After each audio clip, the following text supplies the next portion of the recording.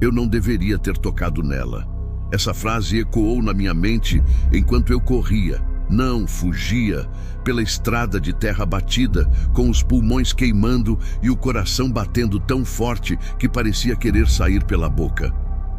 O frio da madrugada me cortava a pele, mas não era isso que me fazia tremer. Era ela, a boneca, aquela maldita boneca de trapo. Você sabe quando dizem que existem objetos amaldiçoados? Eu costumava rir disso. Costumava chamar de superstição barata, de história para assustar criança. Mas agora eu sei. Eu sei que há coisas neste mundo que não deveriam existir. Coisas que carregam memórias, dor, raiva e, pior, vontade própria. Ela estava me seguindo. Eu podia sentir. Não via nada quando olhava para trás. Apenas a escuridão da estrada vazia, as árvores altas balançando ao vento e aquele silêncio pesado, sufocante, que parecia sugar qualquer som ao redor. Mas eu sabia. Sabia que aqueles olhos de botão preto estavam fixos em mim. Sabia que aquele sorriso torto, costurado com linha vermelha desbotada, estava se alargando no escuro. Meu Deus! Como eu cheguei até aqui? Eu me perguntava isso enquanto tropeçava numa pedra e quase caía de cara no chão. Meus joelhos doíam. Minhas mãos estavam arranhadas. Havia sangue escorrendo do meu cotovelo esquerdo, mas eu mal sentia. A adrenalina era tanta que meu corpo parecia anestesiado. Só o medo permanecia. Aquele medo primitivo, ancestral, que não tem lógica nem razão. O tipo de medo que te faz querer gritar, mas não sai som nenhum da garganta. Eu parei por um segundo. Só um segundo. Precisava recuperar o fôlego. Apoiei as mãos nos joelhos, a respiração ofegante formando nuvens de vapor no ar gelado. Foi então que eu ouvi. Tum-tum, tum-tum. Passos? Não eram passos. Era algo arrastando. Algo macio, pesado, se movendo devagar pela terra. E vinha da direção de onde eu tinha vindo. Meu sangue congelou. Meu corpo inteiro ficou rígido, travado, como se meus músculos tivessem virado pedra. Não olhe para trás, não olhe para trás, não olhe para trás. Mas eu olhei, claro que eu olhei. E lá estava ela, no meio da estrada, a uns 20 metros de distância, iluminada apenas pela luz fraca e pálida da lua cheia. A boneca, de pé, como se tivesse pernas de verdade, como se fosse uma criança real. Mas não era, nunca foi. Aquilo era uma abominação. Um saco de pano cheio de trapos velhos, com braços desproporcionais, cabeça torta e aquele vestidinho florido, puído pelo tempo. Mas o pior eram os olhos. Aqueles botões pretos refletiam a lua de um jeito que não era natural. Brilhavam, piscavam e me encaravam com uma intensidade que perfurava minha alma. Eu não conseguia me mexer. Meu corpo simplesmente não obedecia. Eu estava ali, parado, olhando de volta para aquela coisa enquanto ela me observava. E então, ela inclinou a cabeça, devagar, como um cachorro curioso. Só que não havia nada de inocente naquele gesto. Era pura malícia, pura crueldade. Então ela sorriu. Não, espera. Ela já tinha um sorriso costurado no rosto, mas eu juro que aquele sorriso cresceu. Vi a linha vermelha se esticar, vi os cantos da boca subirem mais, impossível, além dos limites do tecido. E ouvi, Deus me livre. Ouvi uma risada, baixa, rouca, infantil. Você prometeu brincar comigo. A voz veio de todo lugar e de lugar nenhum ao mesmo tempo. Parecia sair da terra, das árvores, do vento, de dentro da minha própria cabeça. E as palavras, aquelas malditas palavras, eram exatamente as mesmas que eu tinha ouvido 3 dias atrás, quando tudo começou, quando eu encontrei a boneca naquela casa abandonada. Eu não lembro quando voltei a correr. Só lembro que meu corpo finalmente obedeceu e eu saí disparado pela estrada, sem olhar para trás, sem pensar, sem planejar. Apenas correndo, sempre correndo. Porque parar significava morrer. Ou pior, significava ficar com ela. Meus pés batiam no chão com violência. Minha respiração estava descontrolada. Eu podia sentir o gosto de sangue na boca. E então, de repente, eu vi uma luz ao longe. Uma luz amarela, tremeluzente. Uma casa. Uma casa. Esperança explodiu no meu peito como um trovão. Eu acelerei, forçando meu corpo além do limite, cada músculo gritando de dor. Mas eu não parava, não podia parar, porque atrás de mim, aquele som continuava, aquele arrastar macio, persistente, implacável. Tum-tum, tum-tum, cada vez mais perto. Cheguei na casa e comecei a bater na porta com os punhos, desesperado, gritando por ajuda. Minha voz estava rouca, quebrada, mas eu não parava de gritar. Alguém tinha que me ouvir. Alguém tinha que me salvar. A porta se abriu. Um homem velho, de roupão xadrez e cabelo branco desgrenhado, me olhou com os olhos arregalados. Ele ia dizer alguma coisa, mas eu não dei tempo.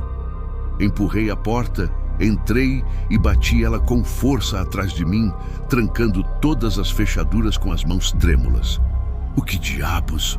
O homem começou, mas eu levantei a mão pedindo silêncio. Eu colei o ouvido na porta. Silêncio, nada. Nem o arrastar, nem a risada. Apenas nada. Meu corpo inteiro desabou. Eu deslizei pela porta até sentar no chão, abraçando os joelhos, a respiração ainda ofegante, mas mais controlada agora. Lágrimas escorriam pelo meu rosto sem que eu percebesse. Eu estava vivo. Eu estava vivo.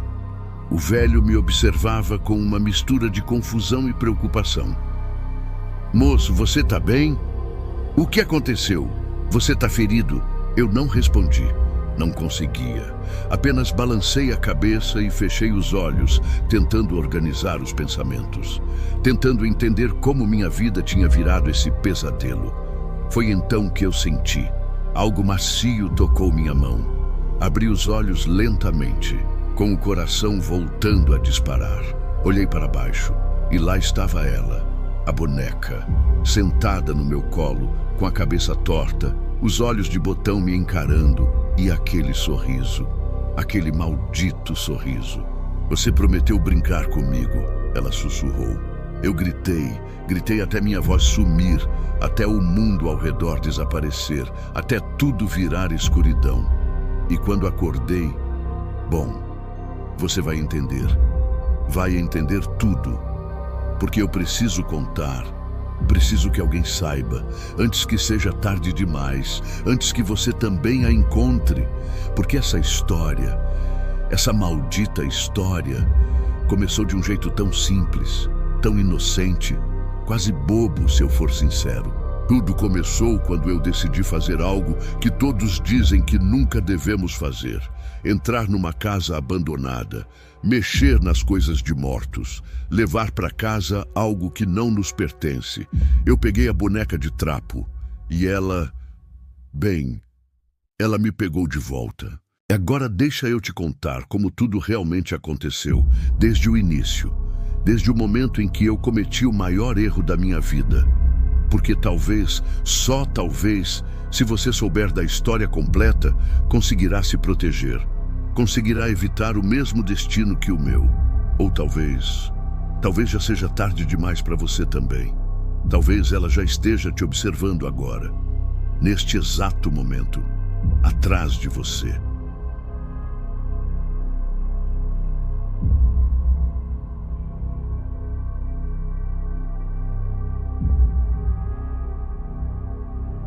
Meu nome é Lucas Mendes, tenho 34 anos e até 3 semanas atrás eu era apenas um cara comum tentando recomeçar a vida. Nada de especial, nada de extraordinário. Apenas mais um divorciado na casa dos 30, desempregado, morando numa cidade do interior que mal aparecia no mapa. Um daqueles lugares onde todo mundo conhece todo mundo, onde as novidades se espalham mais rápido que gripe em escola e onde o entretenimento da sexta-feira é sentar na praça e ver o movimento. Eu tinha me mudado para Pequeri. Sim, esse é o nome ridículo da cidade. Havia apenas 2 meses. Não por escolha, mas por necessidade. Meu casamento tinha ido para o espaço, meu emprego na capital também, e minha ex-esposa ficou com o apartamento, o carro e, claro, com o cachorro. Eu fiquei com 2 malas de roupa, uma conta bancária chorando de tão vazia e um orgulho ferido que doía mais que qualquer outra coisa. Foi minha tia Marisa quem me salvou. Ou melhor, quem me condenou, dependendo de como você vê as coisas agora. Ela tinha uma casa velha em Pequeri, herdada do meu avô, que estava fechada havia anos. "Fica lá um tempo, meu filho", ela disse, com aquele tom de pena que eu odiava. "Usa a casa para te reorganizar. Sem pagar aluguel, dá para você juntar uma grana e voltar para São Paulo com as pernas firmes." Eu aceitei porque não tinha escolha. A casa ficava na Rua das Acácias, número 47. Uma rua de paralelepípedos irregulares, cercada por árvores antigas e enormes que formavam uma espécie de túnel verde durante o dia. Bonito? Sim, mas também meio sinistro, especialmente à noite, quando a iluminação pública fraquinha mal conseguia furar a escuridão entre as folhagens. A casa em si era um sobrado antigo, de arquitetura colonial, com janelas altas de madeira, piso de tábua corrida que rangia a cada passo e aquele cheiro característico de lugar fechado, mofo, poeira e um toque de naftalina.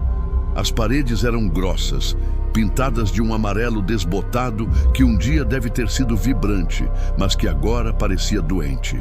Eu passei os primeiros dias limpando, varri, espanei, arejei, coloquei minhas poucas coisas nos cômodos e tentei transformar aquilo num lar temporário.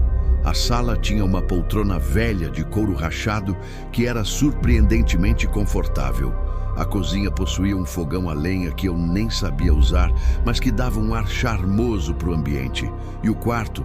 Bom, o quarto era só uma cama de casal antiga, um guarda-roupa de mogno entalhado e uma janela que dava para o quintal dos fundos. Ah, o quintal era enorme. Gramado alto, algumas árvores frutíferas que ninguém cuidava havia anos e um muro de tijolos aparentes coberto de trepadeiras. No canto direito havia um quartinho de despejo. Uma construção pequena, de porta de madeira trancada, com um cadeado enferrujado. Eu ignorei aquele quartinho nas primeiras semanas. Não parecia importante. Tinha coisas mais urgentes para resolver, como encontrar um emprego, mesmo que fosse temporário, para não depender completamente da caridade da minha tia. Pequeri era o tipo de cidade onde você arranjava trabalho por indicação. Conversa aqui, conversa ali, e acabei conseguindo uns bicos como ajudante de pedreiro numa obra pequena. Não pagava muito, mas pagava, e me mantinha ocupado, o que era bom, porque quando eu ficava sozinho, quando o silêncio da casa tomava conta, os pensamentos vinham. Pensamentos sobre o fracasso que era minha vida, sobre como eu tinha chegado ali. Sobre Júlia, minha ex, provavelmente já saindo com outro cara, rindo, feliz, enquanto eu estava ali naquela cidade esquecida por Deus, dormindo numa casa que cheirava a passado. As noites eram as piores. Pequeri era silenciosa de um jeito perturbador. Não tinha o barulho constante da cidade grande. Não tinha carros passando, buzinas, sirenes, pessoas gritando. Havia apenas o vento, o canto dos grilos, o rangido ocasional da madeira da casa se acomodando. E às vezes, muito raramente, o latido distante de algum cachorro. Eu odiava o silêncio.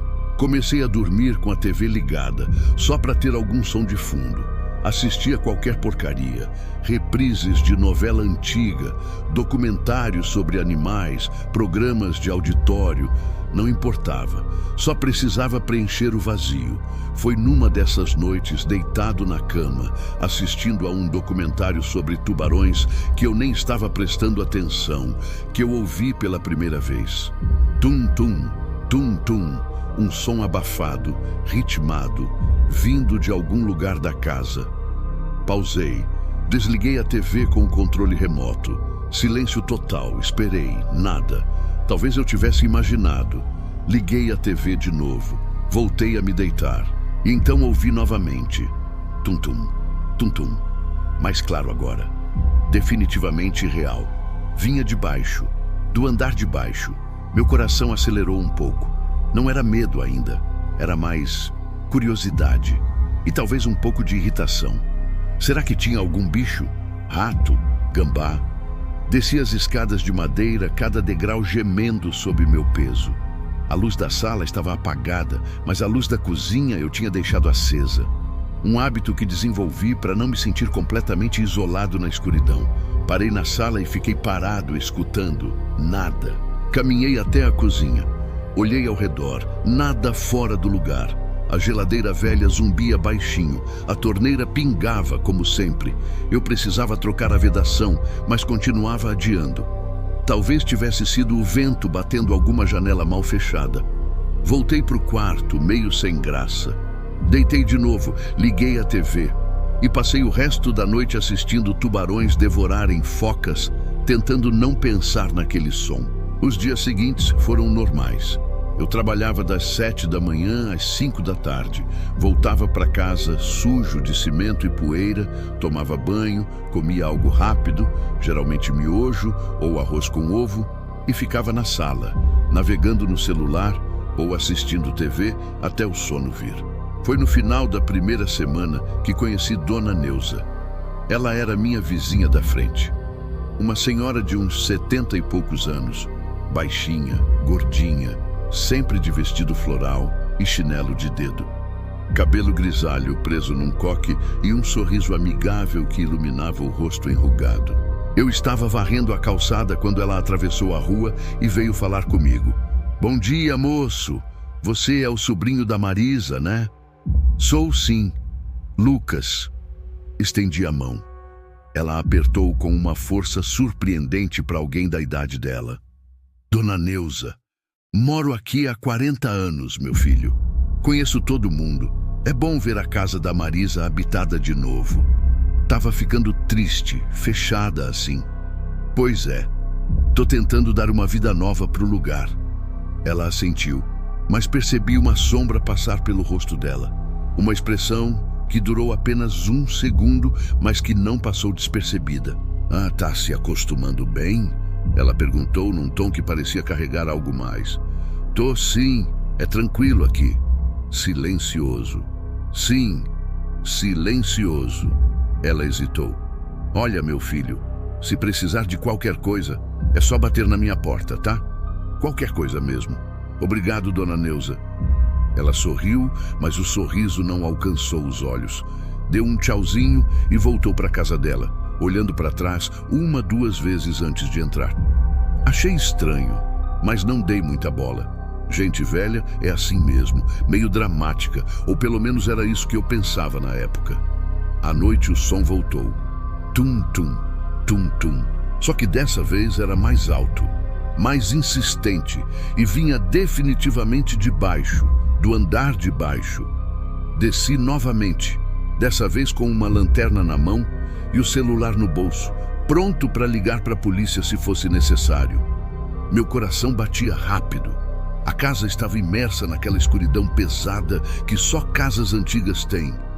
Percorri a sala, a cozinha, a área de serviço. Nada. Absolutamente nada. Mas então, parado ali na área de serviço, olhando pela janela que dava para o quintal, eu vi. A porta do quartinho de despejo estava entreaberta. Eu tinha certeza absoluta, de que aquela porta estava trancada. O cadeado enferrujado estava lá, pendurado. Eu lembrava perfeitamente. Mas agora, a porta estava aberta, apenas alguns centímetros. O suficiente para ver um pedaço da escuridão lá dentro. Minha boca ficou seca, uma brisa fria passou por mim, arrepiando minha pele, e eu jurava que ouvi, não, senti, algo me observando daquele quartinho escuro, mas eu não me mexi. Não cheguei mais perto, apenas fiquei ali, parado, encarando aquela fresta de escuridão com a lanterna tremendo na minha mão. E então, a porta se fechou, sozinha, com um rangido lento, deliberado. Clec! Voltei para o quarto quase correndo, tranquei a porta e passei a noite acordado com todas as luzes acesas. No dia seguinte, à luz do sol, tudo parecia ridículo. Eu ri de mim mesmo. Vento. Era só vento. Aquela porta velha devia estar com a tranca frouxa. Provavelmente se abria e fechava sozinha toda hora. Mas no fundo eu sabia que não era vento. Porque vento não fecha portas com aquela intenção. E foi naquele dia, voltando da obra no final da tarde, que eu decidi que ia abrir aquele maldito quartinho de despejo. Ver o que tinha lá dentro, acabar com esse mistério bobo. E foi a pior decisão da minha vida.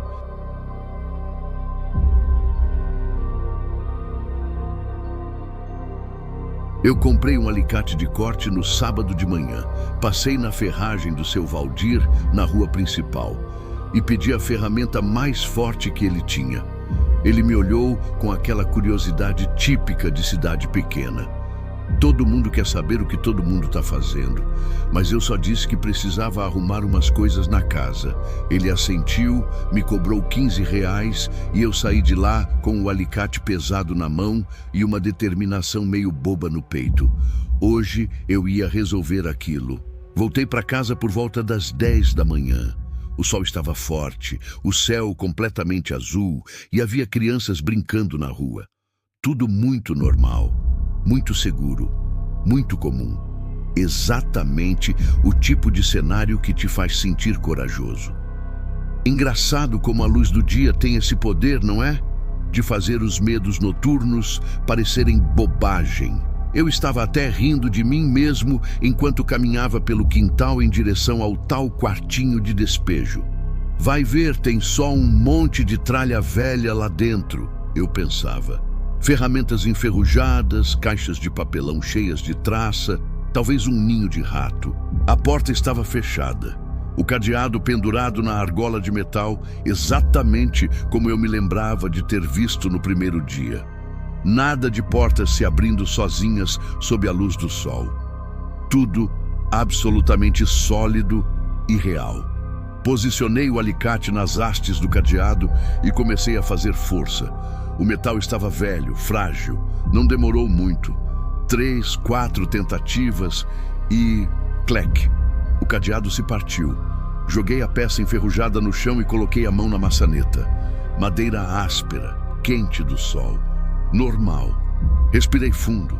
Por que diabos eu estava nervoso? E abri a porta. Rangido alto. Dobradiças reclamando de anos sem uso. E então, luz. Luz entrando naquele espaço que provavelmente estava fechado havia décadas. Poeira dançando no ar, visível nos raios de sol que invadiam o pequeno cômodo. O cheiro, Deus, o cheiro. Mofo concentrado, madeira velha, algo adocicado e meio enjoativo que eu não conseguia identificar. Dei um passo para dentro. O quartinho era menor do que parecia de fora. Uns 3 metros por 3, no máximo. Teto baixo, com vigas de madeira aparentes, algumas com teias de aranha penduradas como cortinas macabras. O chão era de cimento cru, rachado em alguns pontos, com tufos de mato nascendo nas fendas, e estava cheio de coisas. Prateleiras de madeira apodrecida nas paredes laterais, abarrotadas de objetos cobertos de pó. Caixas empilhadas no canto esquerdo, ferramentas penduradas em ganchos enferrujados, martelos, serrotes, uma foice com a lâmina escurecida. No canto direito, um baú antigo de madeira escura com fechaduras de metal. Era como entrar num museu particular, de alguém que tinha morrido há muito tempo. Comecei a explorar com curiosidade. Peguei uma das caixas, papelão mole de tão velho, e abri. Papéis, documentos amarelados, contas de luz de 1987. Uma foto desbotada de um casal que eu não reconheci. Um terço de madeira com as contas gastas pelo uso. Nada de assustador, só triste.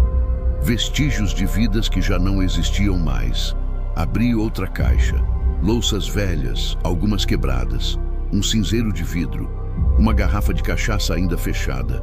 O rótulo completamente apagado pelo tempo. Eu estava começando a me sentir meio idiota. Todo esse suspense pra quê, Lucas? Eu pensei rindo baixinho. É só um depósito de tralha velha mesmo. Foi então que eu vi o baú. Ele estava no canto mais escuro do quartinho, meio escondido atrás de uma pilha de tábuas de madeira. Diferente de tudo ali, o baú parecia cuidado. Não tinha poeira acumulada como os outros objetos. A madeira estava polida, escura, reluzente, como se alguém tivesse passado um pano ali recentemente. Mas isso era impossível. Ninguém entrava ali havia anos. Não deveria haver nada limpo naquele lugar. Senti um calafrio percorrer minha espinha, mas ignorei. Provavelmente é só a luz do sol refletindo de um jeito estranho, pensei. Ou a madeira é de um tipo que não acumula poeira tão fácil. Afastei as tábuas e me aproximei do baú. Era bonito, admito. Trabalho artesanal detalhado, entalhes florais na tampa e nas laterais. 2 fechaduras de metal dourado, mas nenhuma delas estava trancada. Parecia algo que pertencia a uma casa rica, não a um quartinho de despejo esquecido. Coloquei as mãos na tampa e parei. Não sei explicar direito, mas algo dentro de mim disse para não abrir. Um instinto. Uma voz baixinha e distante que sussurrava: "Deixa isso quieto, Lucas." Era a mesma sensação que você tem quando está no topo de um prédio e uma parte do seu cérebro te diz para pular só para ver o que acontece. Você não vai fazer, é claro, mas a voz está lá, sussurrando. Só que dessa vez eu não escutei. Abri o baú. Dentro havia tecidos, muitos tecidos, panos velhos de cores desbotadas, florais, listrados, lisos. Estavam dobrados com cuidado, empilhados como se alguém os tivesse organizado com carinho. Alguns tinham cheiro de naftalina, outros cheiravam a... bom, não sei descrever. Cheiro de tempo, de coisa que existiu em outra época. Comecei a tirar os tecidos, colocando-os no chão ao lado do baú. Devia haver uns 15, 20 panos ali, e embaixo de tudo, eu parei de respirar. Lá no fundo do baú, deitada de costas, com os braços ao lado do corpo e as pernas esticadas, estava ela, a boneca de trapo. Não era grande, devia ter uns 40 centímetros, mais ou menos o tamanho de uma criança pequena. Corpo feito de tecido cru, enchimento de trapos velhos. Dava para sentir pelos volumes irregulares. Braços e pernas costurados com linha grossa, marrom escura. As mãos e pés eram apenas arredondamentos no final dos membros, sem dedos definidos. O vestido era de um tecido floral desbotado. Rosas vermelhas que um dia devem ter sido vibrantes, mas que agora pareciam manchas cor de ferrugem. Tinha um babadinho na barra, costurado à mão, e um lacinho no peito, amarrado com uma fita que já estava desmanchando. Mas o rosto... Meu Deus, o rosto era um círculo de pano branco, amarelado pelo tempo, e nele, bordados com cuidado, estavam os detalhes faciais. 2 botões pretos, grandes, costurados onde deveriam estar os olhos. Um nariz apenas sugerido por um ponto simples de linha marrom. E a boca era uma linha vermelha, curva, formando um sorriso. Mas não era um sorriso alegre, era errado, torto. Um dos lados subia um pouco mais alto que o outro, dando à boneca uma expressão que oscilava entre diversão e maldade. Não sei, mas me deixou desconfortável. E os cabelos, ela tinha cabelos, fios de lã marrom, grossos, costurados no topo da cabeça e caindo em mechas desiguais pelos lados. Alguns fios estavam embaraçados, outros faltavam, como se tivessem sido arrancados. Eu fiquei ali, agachado, olhando para aquela coisa por não sei quanto tempo. Era feia, era perturbadora, mas ao mesmo tempo havia algo quase triste nela. Como se fosse um brinquedo que tinha sido muito amado um dia, muito usado, muito apertado por mãos pequenas e suadas de criança, e então abandonado. Não resisti. Estendi a mão e peguei a boneca. Ela era mais pesada do que eu esperava. e macia. O tecido estava meio úmido, como se tivesse absorvido a umidade do ar durante anos. Segurei ela pelos braços, levantei-a à altura dos meus olhos. Os botões pretos me encaravam. E eu juro por tudo que naquele momento, por uma fração de segundo, senti aqueles botões piscarem. Larguei a boneca imediatamente. Ela caiu de volta no baú com um baque surdo, os braços se abrindo, a cabeça tombando para o lado. Meu coração estava disparado, mãos tremendo, respiração acelerada. Calma, Lucas, calma. Foi só impressão, só a luz, só sua mente pregando peça. Mas eu sabia que não era, porque quando aqueles botões piscaram e eles piscaram, eu senti algo mais, algo que não era visual. Era uma presença, como quando você sente que alguém está te observando, mesmo sem ver ninguém. Sabe? Aquela sensação de pele arrepiada, de pelos da nuca se eriçando. A boneca estava me observando, e pior, ela sabia que eu estava ali. Fechei o baú com força. O som ecoou no quartinho pequeno, alto demais, violento demais. Saí dali rápido, quase correndo, e bati a porta atrás de mim. Meu corpo inteiro estava trêmulo. Fiquei parado no quintal sob o sol forte, tentando recuperar a compostura. Você tá pirando, cara, eu disse em voz alta para mim mesmo. É só uma boneca velha, uma boneca de pano. Não tem nada demais. Você tá sozinho demais, tá começando a ver coisa. Respirei fundo, mais fundo, devagar. O coração começou a desacelerar. Olhei para o quartinho. A porta estava fechada, tudo normal, tudo quieto. É só paranoia. Voltei para dentro de casa, tomei um banho frio, comi alguma coisa e passei o resto do dia tentando não pensar na boneca. Mas é claro que eu pensava, o tempo todo. Aqueles botões pretos, aquele sorriso torto, aquela presença. À noite, deitado na cama, com a TV ligada, mas sem prestar atenção, eu ficava imaginando ela ali, no baú, no escuro, sozinha. Será que ela estava esperando? Para com isso, idiota. Eu me repreendi. Bonecas não esperam. Bonecas não fazem nada. São objetos. Mas então, por que eu não conseguia parar de pensar nela? Dormi mal naquela noite. Sonhos confusos, fragmentados. Acordava, olhava para o teto, voltava a dormir. E nos intervalos, nos breves momentos de consciência, eu ouvia tum, tum, tum, tum, aquele som. De novo. Só que agora eu sabia de onde vinha.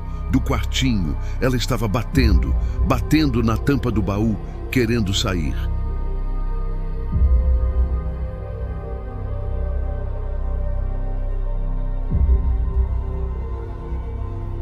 Eu deveria ter queimado aquela boneca.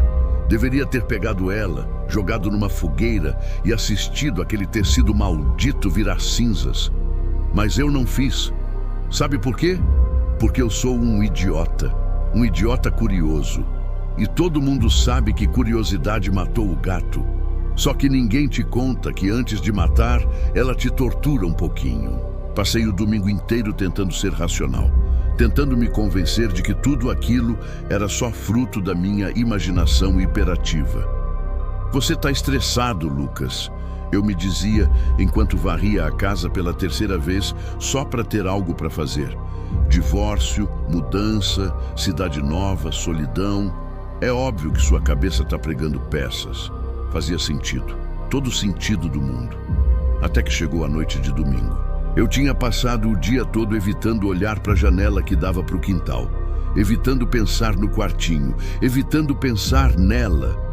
Mas quando o sol se pôs e a escuridão começou a engolir a casa, aquele desconforto voltou, aquele peso no peito, aquela sensação de ser observado.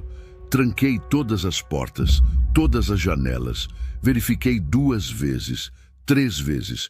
Subi para o quarto, liguei a TV bem alto, um filme de ação qualquer, com muita explosão e pouca história, e me deitei. Tentei focar nas cenas, tentei me distrair. Foi quando ouvi a música, baixinha, distante, mas inconfundível. Uma caixinha de música. Aquelas melodias antigas, meio melancólicas, que caixinhas de música velhas tocam. Só que não era uma melodia qualquer. Era Nana Neném, aquela cantiga de ninar que toda mãe brasileira canta para os filhos. Nana Neném, que a Cuca vem pegar. Pausei o filme. Silêncio total. Escutei. A música continuava. Vinda de baixo, do andar de baixo. Meu sangue congelou. Não tinha caixinha de música naquela casa. Eu tinha revirado cada cômodo durante a limpeza. Não havia nada que pudesse tocar aquilo, a menos que... Não! Eu sussurrei para mim mesmo, balançando a cabeça. Não, não, não! Você tá ouvindo coisa. É o vizinho. É a TV de alguém. A música ficou mais alta, como se alguém tivesse aumentado o volume. Nana Neném, que a Cuca vem pegar. Senti meu estômago se revirar. Aquela melodia infantil, que deveria ser reconfortante, soava completamente errada naquele contexto. Sinistra, ameaçadora. Levantei da cama. Minhas pernas estavam bambas, mas eu precisava verificar, precisava acabar com aquilo. Desci as escadas devagar, segurando no corrimão para não tropeçar. Cada degrau rangia alto demais no silêncio da casa. A música vinha da sala. Acendi todas as luzes. A sala estava vazia, poltrona no lugar, TV desligada, nada fora do normal. Mas a música continuava, e agora eu conseguia localizar melhor. Vinha de fora, do quintal, do quartinho. Jesus Cristo, eu murmurei, sentindo as mãos suarem frio. Fui até a janela da cozinha e olhei para fora. A noite estava escura. As árvores do quintal eram apenas vultos pretos contra o céu ligeiramente mais claro. E lá no canto, o quartinho de despejo estava... A porta estava aberta. Não muito, só uma fresta, mas aberta. E da fresta saía luz, uma luz fraca, amarelada, tremeluzente, como de uma vela. E a música. Aquela maldita música continuava. Nana Neném, que a Cuca vem pegar. Eu não sei o que me deu. Não sei se foi coragem, burrice ou simplesmente a necessidade de acabar com aquilo de uma vez. Mas peguei a lanterna, destranquei a porta da cozinha e saí para o quintal. O ar estava gelado, muito mais frio do que deveria estar para um verão no interior. Minha respiração formava nuvenzinhas de vapor. A grama molhada de orvalho encharcou meus pés descalços. Eu nem tinha percebido que estava de chinelo. Caminhei em direção ao quartinho. A cada passo, a música ficava mais clara. E então, ela parou. Silêncio abrupto. Como se alguém tivesse desligado um interruptor. Parei a uns 3 metros da porta entreaberta. Meu coração batia tão forte que eu conseguia ouvir o sangue pulsando nos ouvidos. A luz que vinha de dentro oscilou. Uma vez, 2 vezes, e se apagou. Escuridão completa. Apontei a lanterna para a porta e acendi. O feixe de luz cortou a escuridão, iluminando o interior do quartinho. Estava vazio. Não havia vela, não havia caixinha de música, nada. Só as prateleiras velhas, as caixas empilhadas e o baú no canto. O baú estava fechado, exatamente como eu tinha deixado. Respirei fundo, sentindo um alívio idiota. Tá vendo? Não tem nada, foi tudo na sua cabeça. Foi quando ouvi o riso. Baixinho, abafado, uma risada de criança, vinda de dentro do baú. Meu corpo inteiro se arrepiou, cada pelo se eriçou, cada músculo ficou tenso. E então a tampa do baú começou a se levantar, devagar, rangendo. Eu não esperei para ver o que ia sair de lá. Corri como um covarde, atravessando o quintal escuro, tropeçando na grama, quase caindo. Entrei na cozinha, bati a porta com força, tranquei e encostei as costas nela, ofegante, em pânico puro. Olhei pela janela. A porta do quartinho estava fechada. Tudo escuro, tudo quieto, como se nada tivesse acontecido. Mas aconteceu. Eu ouvi aquela risada. Eu vi aquele baú se abrindo. E então, enquanto eu estava ali, colado na porta, tremendo, eu percebi algo. Algo que fez meu sangue congelar de vez. Havia pegadas molhadas no chão da cozinha. pequenas, do tamanho de pés de criança, vindo da porta e seguindo em direção à sala. Ela tinha entrado na casa. Os dias seguintes foram um inferno psicológico. Eu tentei sair daquela casa. Juro que tentei. Liguei para minha tia, disse que precisava voltar para São Paulo urgente, inventei uma desculpa qualquer sobre uma entrevista de emprego, mas ela pediu para eu esperar mais uma semana. Só mais uma semana, meu filho. Depois eu te ajudo com a passagem. Uma semana, 7 dias, trancado naquela casa com aquela coisa. Porque agora eu tinha certeza, a boneca estava viva, ou possuída, ou sei lá o quê. Mas ela se movia, ela fazia coisas. As ocorrências começaram pequenas, objetos fora do lugar. A caneca que eu deixava na pia aparecia na mesa da sala. A cadeira da cozinha virada para o lado oposto. Meu chinelo sumia e reaparecia do outro lado da casa. Você está esquecido, Lucas? Eu tentava me convencer. É o estresse. Você está movendo as coisas e não está percebendo. Mas eu sabia que não era, principalmente depois da noite em que acordei com ela ao meu lado. Foi na terça-feira. Eu tinha conseguido dormir, exaustão pura. O corpo simplesmente desligou. Acordei de madrugada, aquela hora morta entre 3 e 4 da manhã, com a boca seca e vontade de ir no banheiro. Levantei cambaleando, meio zonzo, e quando passei pela penteadeira, vi ela refletida no espelho. A boneca, sentada na minha cama, na parte onde eu estava deitado segundos atrás. Girei o corpo tão rápido que quase perdi o equilíbrio. E lá estava ela, sentada, pernas esticadas, braços caídos ao lado do corpo, cabeça levemente inclinada, me encarando com aqueles botões pretos, aquele sorriso torto. Eu não gritei, não consegui. Minha voz tinha sumido. Só conseguia olhar, paralisado, enquanto meu cérebro tentava processar aquilo. Como ela foi parar ali? Como ela saiu do baú? Como ela subiu as escadas?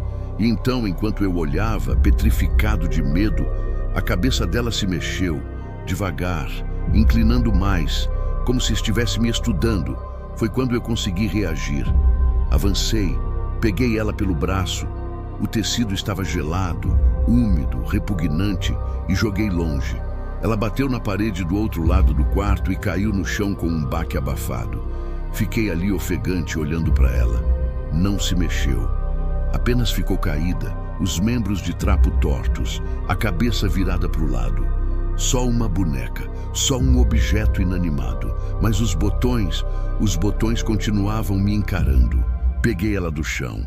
Evitando ao máximo tocar mais do que o necessário, desci as escadas correndo, abri a porta da frente e joguei ela na rua. Ela rolou pela calçada e parou embaixo de um poste de luz. Bati a porta, tranquei, encostei nela. Acabou, eu sussurrei para mim mesmo. Acabou. Mas não tinha acabado. No dia seguinte, quando acordei, ela estava de volta. Na poltrona da sala, sentada, como se estivesse me esperando. Eu quase tive um ataque cardíaco. Peguei ela de novo, dessa vez com raiva, com ódio, e fui até o fundo do quintal. Cavei um buraco com as mãos nuas, fundo, sujo de terra, e enterrei ela ali. Joguei terra por cima, socava com os pés, cuspi em cima. "Fica aí, porra!" Eu gritei descontrolado. "Fica enterrada!" Voltei para casa, tomei banho, tentei me acalmar, dormi com todas as luzes acesas. E no dia seguinte, ela estava na cozinha, em cima da mesa, suja de terra, com um bilhetinho de papel amassado na mão. Meu sangue virou gelo. Peguei o bilhete com dedos trêmulos. Estava escrito à mão, com letra infantil, irregular. "Você prometeu brincar comigo." Deixei o papel cair, olhei para a boneca e pela primeira vez eu percebi que ela não estava mais sorrindo. A boca costurada tinha mudado. Agora era uma linha reta, séria, zangada. E foi aí que eu entendi.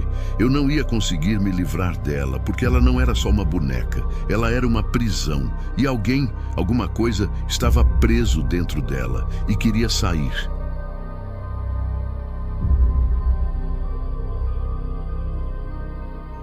Eu precisava de respostas. E havia apenas uma pessoa na cidade que talvez soubesse algo: Dona Neuza. Na quinta-feira de manhã, depois de mais uma noite sem dormir, porque dormir significava acordar com ela ao meu lado, atravessei a rua e bati na porta da vizinha. 3 batidas fortes, urgentes. Não estava mais com paciência para sutilezas.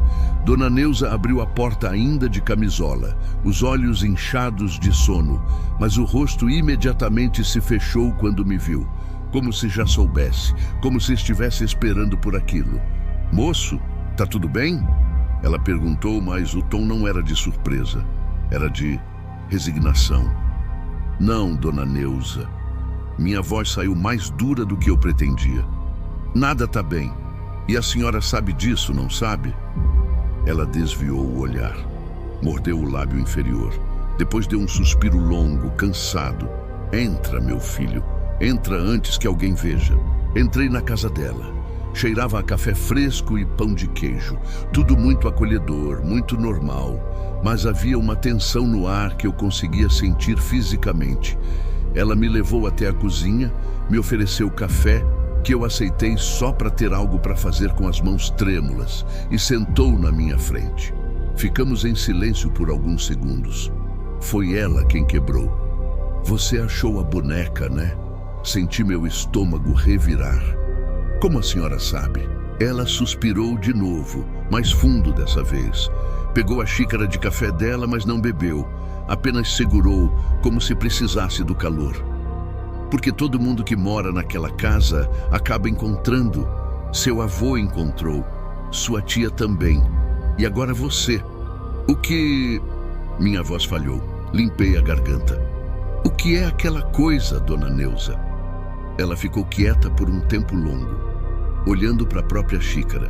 Quando finalmente falou, a voz estava baixa, pesada de memória. Aquela casa pertenceu aos Cardoso, família antiga daqui. O senhor Antônio e a dona Clara. Eles tinham uma filha, Beatriz. Uma menina linda, de cachinhos castanhos, olhos escuros, sempre sorrindo. Eu lembro dela brincando na rua. Devia ter uns 6, 7 anos. Eu escutava em silêncio, o coração acelerado. A Beatriz adorava aquela boneca de trapo. A mãe dela que tinha feito, costurado cada pedacinho com capricho. A menina levava para todo lado. Dormia com ela, conversava com ela. Dizia que a boneca tinha nome. Como era mesmo? Ela pausou, pensando. Clarice. É. Ela chamava a boneca de Clarice. Clarice. A boneca tinha nome. Senti um arrepio percorrer minha espinha. Um dia, Dona Neuza continuou, e eu percebi que os olhos dela estavam marejados. A Beatriz sumiu. Foi no inverno de 1982. Ela estava brincando no quintal de manhã, e quando a mãe foi chamar para almoçar, nada. A menina tinha sumido, a boneca também. Sumido como? Perguntei, a voz rouca. Ninguém sabe. A cidade inteira procurou. Polícia, bombeiros, voluntários. Reviraram cada canto de Pequeri. Os pais da menina ficaram desesperados. O pai, seu Antônio, passava as noites gritando o nome da filha pela janela. A mãe, Dona Clara, entrou em depressão profunda. Não comia, não dormia. Só ficava sentada na cadeira de balanço da sala, chorando. Ela pausou para respirar. Limpou uma lágrima que escorreu pelo rosto. 3 meses depois, encontraram a boneca. Meu corpo inteiro ficou tenso. Onde? No quartinho de despejo, dentro de um baú velho. Ninguém sabe como ela foi parar lá. A menina não foi encontrada. Nunca. Até hoje é um mistério. Mas a boneca estava lá, intacta, limpa, como se tivesse sido colocada ali com cuidado. Senti minha boca ficar seca. E a família? Dona Clara enlouqueceu de vez. Começou a dizer que ouvia a filha chorando dentro da boneca, que a Beatriz estava presa ali, que precisavam quebrar a boneca para libertar a menina. Seu Antônio achou que era loucura, tentou esconder a boneca, mas ela sempre reaparecia, sempre voltava para casa. Dona Neuza me olhou com aqueles olhos cansados, fundos. Tentaram queimar, tentaram jogar no rio, tentaram dar para outras pessoas, mas a boneca sempre voltava, sempre. Jesus Cristo, murmurei. Dona Clara se matou, se jogou do segundo andar da casa, morreu na hora. Seu Antônio se mudou uma semana depois, nunca mais voltou. A casa ficou abandonada até seu avô comprar, anos depois. Ele encontrou a boneca também. Trancou ela no baú, lacrou o quartinho e fez todo mundo jurar que nunca mais ia abrir. Olhei para ela incrédulo. Por que diabos ninguém me avisou? Porque, ela disse com um tom quase apologético, a gente tinha esperança que o cadeado aguentasse, que você não fosse curioso, que deixasse aquilo quieto. Ela balançou a cabeça. Mas você abriu, né? Você pegou ela. Eu ri. Uma risada amarga, sem humor. Peguei. E agora ela não me deixa em paz. Porque ela quer uma coisa, meu filho. O quê? Dona Neuza segurou minha mão. A dela estava gelada. Ela quer que você descubra o que aconteceu com a Beatriz. Eu passei o resto do dia pesquisando. Internet, arquivos de jornal da Biblioteca Municipal. Conversei com gente velha da cidade. E aos poucos, a história foi se montando. Beatriz Cardoso, 7 anos. Desaparecida em 14 de julho de 1982. Última vez vista brincando no quintal da casa da Rua das Acácias. Polícia suspeitou de sequestro. Investigaram vizinhos, familiares, conhecidos. Nada. Nenhuma pista, nenhuma testemunha. Como se a menina tivesse sido engolida pela terra. Mas havia algo estranho nos relatos. Vários vizinhos mencionaram ter ouvido barulhos estranhos naquela noite. Batidas, vindas do subsolo da casa dos Cardoso. Subsolo. Voltei correndo para casa. Revirei cada cômodo. Procurei alçapões, portas escondidas, qualquer coisa. Nada. Foi só quando eu estava na área de serviço, desesperado, batendo no chão de cimento para ver se havia oco, que notei. Uma das tábuas do piso, perto da parede, estava solta. Arranquei a tábua. Embaixo havia um vão, escuro, e uma escada de madeira descendo. Um porão. Meu Deus, havia um porão escondido naquela casa. Desci com a lanterna tremendo na mão. Os degraus rangiam. O ar lá embaixo era úmido, frio, carregado de mofo e algo mais. Algo podre. O porão era pequeno, teto baixo, paredes de tijolo cru. E no canto, embaixo de uma lona velha, ossos pequenos, de criança. Eu caí de joelhos, a bile subindo pela garganta. Ali, o tempo todo. Beatriz nunca tinha saído daquela casa. Ela estava embaixo da casa. E então eu entendi tudo. O pai, seu Antônio, ele tinha matado a própria filha, escondido o corpo no porão, selado a entrada e fingido desespero, fingido procura. A mãe, Dona Clara, nunca soube. Mas a boneca sabia, porque Beatriz estava com ela quando morreu. E de alguma forma, a essência da menina, seu terror, sua dor, sua raiva, ficou presa naquele objeto de trapo. E agora, ela queria justiça. Subi as escadas correndo, sujo de poeira e mofo, com os olhos ardendo de lágrimas que eu nem sabia de onde vinham. Peguei o celular, disquei 190. Badr, polícia, eu encontrei um corpo na minha casa. É de uma criança, ela tá morta há anos. Por favor, venham, por favor. Desliguei, sentei no chão da cozinha e foi aí que eu a vi, a boneca, parada na porta da cozinha, me olhando. Mas dessa vez o sorriso tinha voltado. E não era um sorriso sinistro. Era um sorriso de alívio. Ela inclinou a cabeça, como um agradecimento. E então, diante dos meus olhos, começou a se desfazer. O tecido se rasgou. Os fios de lã caíram. Os botões se soltaram e rolaram pelo chão. Até que não sobrou nada além de trapos velhos espalhados. E uma sensação de paz que eu não conseguia explicar. Beatriz tinha ido embora. Finalmente. A polícia chegou uma hora depois. Isolaram a casa. retiraram os restos mortais. Abriram investigação. A história virou manchete nos jornais locais. Corpo de criança desaparecida há 43 anos é encontrado em porão secreto. Seu Antônio Cardoso já tinha morrido há uma década.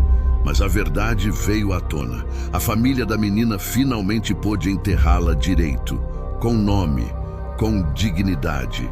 E eu finalmente consegui dormir.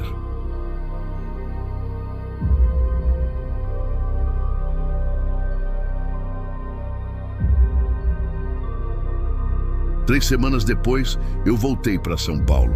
Minha tia conseguiu vender a casa, com um belo desconto, é claro, porque ninguém quer comprar um imóvel onde uma criança foi assassinada e escondida no porão. Mas vendeu, e com o dinheiro, ela me ajudou a me reerguer. Aluguei um apartamento pequeno na Zona Leste, consegui um emprego numa empresa de logística e tentei voltar ao normal. Mas sabe como é? Algumas coisas a gente não esquece. Eu tinha pesadelos. Não toda noite, mas com frequência suficiente para me deixar exausto. Sonhava com aqueles botões pretos me encarando, com aquele sorriso torto, com a risada infantil ecoando no escuro. Acordava suado, ofegante, checando os cantos do quarto para ter certeza de que estava sozinho. Meus amigos diziam que eu estava diferente, mais calado, mais distante. Júlia, minha ex, mandou uma mensagem perguntando se eu estava bem. Eu ri quando li. Ri porque era engraçado. Engraçado de um jeito triste e patético. Estou ótimo, respondi. Nunca estive melhor. Mentira, é claro, mas algumas mentiras são necessárias para a gente continuar funcionando. Fiz terapia por um tempo. A psicóloga, doutora Renata, uma mulher de meia-idade com óculos redondos e voz suave, ouvia minhas histórias com aquela expressão profissional de neutralidade. Nunca me julgou. Nunca disse que eu estava louco. Apenas anotava coisas no caderninho dela e no final de cada sessão me passava exercícios de respiração. Andito, Lucas, ela disse numa das últimas sessões, o que você viveu foi traumático, extremamente traumático, mas você fez a coisa certa. Você deu paz àquela menina, você trouxe justiça. Isso tem valor, tem peso, e é normal que seu cérebro precise de tempo para processar. Eu concordei, agradeci, paguei a consulta, mas lá no fundo eu sabia que não era só trauma, porque eu ainda sentia ela, não a boneca. A boneca tinha se desfeito, tinha virado pó, tinha sumido, mas a presença continuava. Às vezes, quando eu estava sozinho no apartamento, assistindo TV ou fazendo comida, eu sentia aquele peso familiar, aquele olhar invisível fixo nas minhas costas. E quando eu virava, rápido, esperando ver algo, nada. Nunca havia nada. Mas eu sabia que ela ainda estava comigo. De alguma forma, passou-se um ano. Minha vida tinha estabilizado. Eu tinha até começado a sair com uma garota, Camila, do financeiro. Nada sério, mas era bom. Era normal. Jantar, cinema, conversas bobas sobre séries e política. Ela não sabia da história. Eu nunca contei. Pra quê, né? Ah, Camila, você sabia que eu fui assombrado por uma boneca de trapo possuída pelo espírito de uma menina morta? Isso ia super bem numa terceira data. Então eu guardei. Tranquei aquilo no fundo da mente e segui em frente. Até o dia em que eu voltei para Pequeri. Foi por acaso. Ou talvez não. Talvez fosse destino. Sei lá. Eu estava passando pela região a trabalho. Uma entrega grande numa cidade vizinha. E decidi dar uma volta pela cidade velha. Nostalgia idiota, provavelmente. Ou curiosidade mórbida. Difícil dizer. Parei na Praça Central. Tomei um café no mesmo bar onde eu costumava ir. Conversei com o seu Valdir na ferragem. Ele me reconheceu, me cumprimentou efusivamente, perguntou se eu tinha consertado aquelas coisas na casa. Eu sorri. Disse que sim. Disse que tinha dado tudo certo.